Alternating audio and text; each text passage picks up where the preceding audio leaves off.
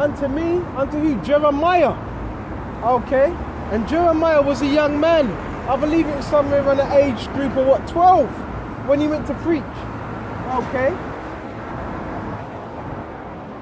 Saying, before I formed thee in the belly. So, before Jeremiah was even formed, before he was even a seed, okay, in his mother's womb, I knew thee. So, Jeremiah was new, okay, even before he was in his mother's belly. Okay, conceived as a child. And before that came his forth out of the womb. Okay? So even before he was even as a seed in that womb, I sanctified thee and ordained thee to be a prophet unto all the nations. So it wasn't up to Jeremiah, it was already sanctioned. Okay? For him to say what he was supposed to say. For him to do what he was supposed to do. Okay? It was already sanctioned. It was already predestined for Jeremiah to do what he was supposed to do. Fear Yahawashi. Okay? Again. Okay? And I have ordained thee a prophet unto the nations. So you have certain men that they were ordained to be a prophet. They didn't, and you know the spiritual thing, they didn't even want to do it. They didn't even want to do it. Okay? But what, they were set up to be what? Prophets. Okay?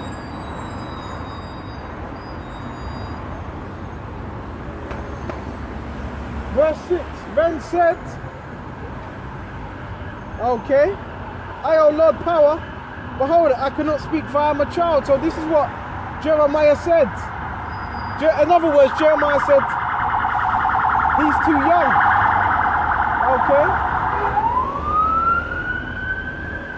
But the Lord Yahawashi said unto me, say not I am a child, for I will send thee, okay, unto all, okay? I shall say, for thou shalt go to all that I shall send thee, and whatsoever I command thee, thou shalt speak. So, hold on a minute. So Jeremiah was young, very, very young, but guess what? Jeremiah still had to speak. Okay? He was still commanded to speak these words. Okay? Be not afraid of their faces. So this was told to Jeremiah the prophet. Jeremiah the prophet, it was said, be not afraid of their faces. In other words, teach these words. Okay? So Yahawashi was giving Jeremiah that confidence in what to do. Okay? In these moments. Knowing he'd be out there teaching. And what else? And whatsoever I command thee, thou shalt speak. Okay? So whatever Jeremiah was commanded to speak, he was going to speak. So again, if Yahawashi is putting his words in your mouth and was saying particular things, you can't really say to a man that's young in the faith, you know, if it's scriptural and if he can filter it out for the scriptures, you can't really say to him, you're too young, because Jeremiah was young. Jeremiah was a young man. I'm not saying I'm Jeremiah, no. But you have men that have been what? Just set up to teach. Okay? This words. Okay? So I'm going to speak what the scriptures have me speaking. I'm going to utter what the scriptures have me uttering. Because certain things, you may even be at camp, you may say certain things, and men may turn their head like, oh man, I don't want to deal with that. That means you're not really dealing with Yahawashi. And I even see this high up. Men high up will do this as well. How can you really call yourself a servant of Yahawashi, but when scriptures are coming out, you're turning your face, you don't really want to deal with it. That means you may have an ulterior motive. That means you may have an ulterior motive. That means you may be compromised. Me, I'm not compromised by no government official. I'm not compromised by the powers that may be. That's why I can speak this truth freely. You know, I'm not on the phone saying to another brother, maybe we shouldn't speak about that. That means you're corrupt. That means you're corrupt. That means you compromise yourself. I'm not compromised. Nobody sticks a battery pack in my back and tells me, you shouldn't teach this, you shouldn't teach that. No, I'm gonna teach what the scriptures tell me to teach, according to the Holy Scriptures. That's what I'm gonna teach. Okay? Then the Lord put forth his hand to touch my mouth. Okay? And put Salaka. And the Lord Yahawashi said, okay, unto me, behold, I put my words in thy mouth. So whose words are these really? It's Yahawashi's words. And he's put these words in our mouth. Okay? And you know, our enemies, which we have many enemies, the other nations, Esau, and our own people. And they hate it. Our people really hate this word. Because when it comes out, they scramble. They scramble. Okay, they don't want to hear it. Okay? And that's a sign of a man that's not right. The words come out and you're scrambling. You need to dip out. You know? I've never really felt like that. All the times I've been in this truth. All the times I've been in this truth. No matter what comes my way, no matter what's being said, where I feel the need to just run away, that shows you're not right. Because the scripture says, the righteous are as bold as a lion, but the wicked flee where no man pursue. Why are you ducking out all the time? People that do that, it's because something is not right with their spirit. So if the scriptures come out, you have plenty of time. If the scriptures are coming out and you're always ducking, that means there's obviously something that's not right within your spirit. You know? You understand? You know? That's why Yahawashi, on this side, he's building on the elect. The elect are being built upon on this side. Yahawashi, on this side, is not building. Yahawashi is not building on the 2/3 on this side. He's building upon the elect. The elect are being built upon. Okay? Not the 2/3. Because the 2/3, they're comfortable here. The 2/3 want to stay here. The 2/3 want Esau reigning over them forever. The 2/3, they're still stuck in Christianity. The 2/3, they're still comfortable with this world. Okay? The 2/3, they're going to try to demonize this truth. Okay? Just like they were calling the apostles. What were they saying to the apostles? Rapist, this and that. No, if that was the case, guess what? We wouldn't be on the highways and byways. We'd be locked up. Okay, but the scripture says you're of your father the devil. Okay? Okay, you got men thinking they're going to control the narrative. But guess what? The scripture says the deceived and the deceiver are his. Okay? So if you want to go around deceiving, guess what? Yahawashi has already deceived you. Having you thinking you're in the truth when you're not even in the truth. You're still in the world. You're still a Christian. You're just a nigger. Okay, that's just a Christian. Okay, that thinks he's in the truth when you're not in the truth. To be in the truth means you're in Yahawashi. Okay? That's what it means to be in the truth. Okay? And Yahawashi is coming to destroy all those that are not what? Taking heed to the truth. Okay?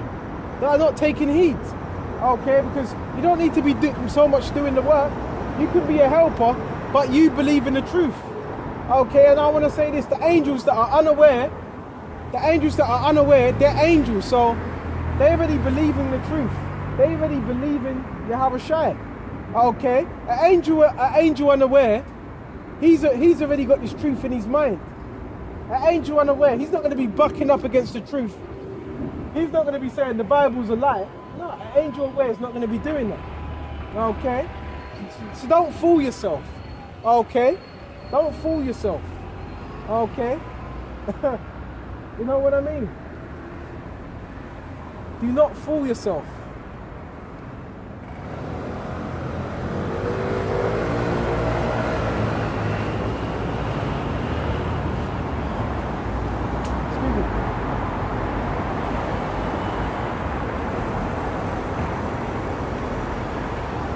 Because the times we're in now, all hands on deck.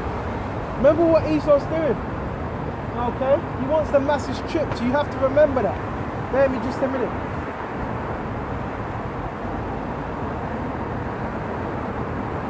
Remember what this man's trying to do. Okay, he wants a new world order, the elites. And they're looking to do everything they can to attain that new world order. Everything. Okay? Bear me just a minute.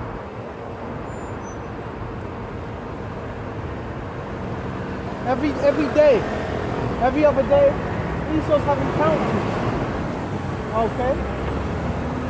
Esau's having councils against the men of the Lord. Okay? Against his holy anointed. Okay? And the scriptures talk about that. Okay? So this is Proverbs 16:4. Okay? The Lord Yahawashi, let's start at 3. Let's start at 2. All the ways of man are clean in his own eyes. So a man can have that mentality of, oh, I'm just so holy, I'm just so righteous, I'm just so clean, you know, in his own eyes, in his own mind. But the Lord Yahawashi weigheth the spirit. So every one of us, Yahawashi is weighing our spirits, weighing the good and weighing the bad. And your spirit is your soul, your psyche. So he's weighing your spirit. Yahawashi already knows your spirit. So again, to fool yourself is another thing. To fool others, but to think you can fool Yahawashi, you're only fooling yourself. Okay, the Lord weigheth the spirits.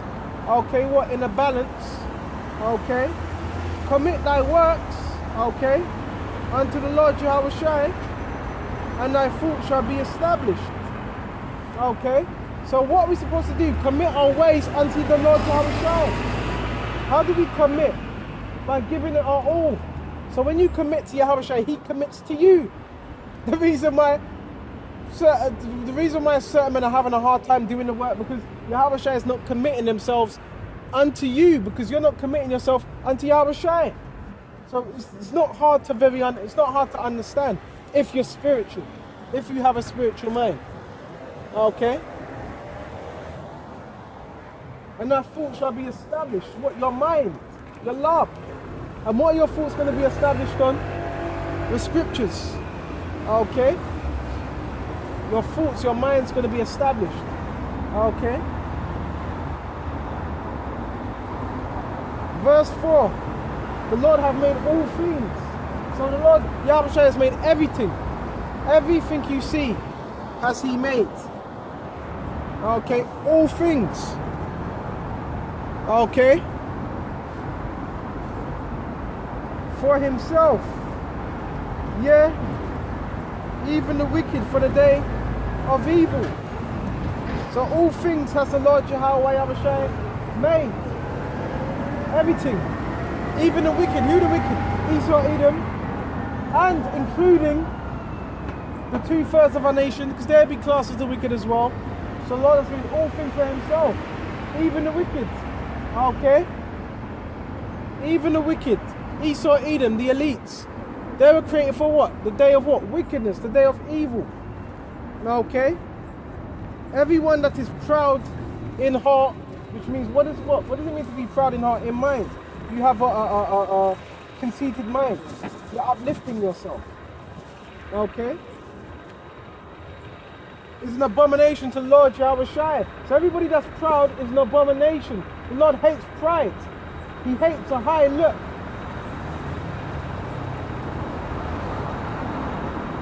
Though join hand in hand, he shall not go unpunished. So though you want to join hand in hand with a so-called white man, with this devil, you're not going to go unpunished. Okay, that's what the scriptures say, depart from this man. Depart from the wicked. Okay? We don't want to be equal with our oppressor. Why would you want to be equal with your oppressor? Why would you want to be equal with the devil? Why would you want to be equal with this man that put you into slavery? No. Okay? It's because you have a low level mentality. Okay? If you really what you should want You should want your enemies to be put down. That's what you should want. You don't want your enemies to be equal with you. You want your enemy, because Esau, when Esau looks at you, he doesn't look at you as equal. He looks at you as complete opposite. So you gotta realize how Esau thinks. When Esau's sitting down on the dinner table, he ain't thinking about being equal with you at all. Okay, he ain't thinking about being equal with you. Okay, Esau teaches his children that he's over you. That's what mindset you're supposed to have. Because when these white people are sitting down by the dinner table, they're teaching their children to have a royal mentality, a royal mindset. Okay? So that's what we're supposed to have. A royal mindset according to the scriptures. Okay? So we're done with that. Oh, verse 7. It's like a verse 6. By mercy and truth, iniquity is purged. So, by you being merciful and by you being truthful, what does it say? Truth, iniquity is purged. So, iniquity, sin, can be purged away just by you being truthful and being merciful. But if you're not merciful and if you're not dealing with truth, guess what? Yahawashi sees that. And he has you in a trick bag. Okay? So that's how another way iniquity is purged, by being honest and sincere. Okay? That's how iniquity is purged. Okay? Give me just a minute. And by the fear of the Lord, men depart from evil. Okay? So by the fear of Yahawashi, that's how you depart from evil. Because if you fear Yahawashi, you're going to depart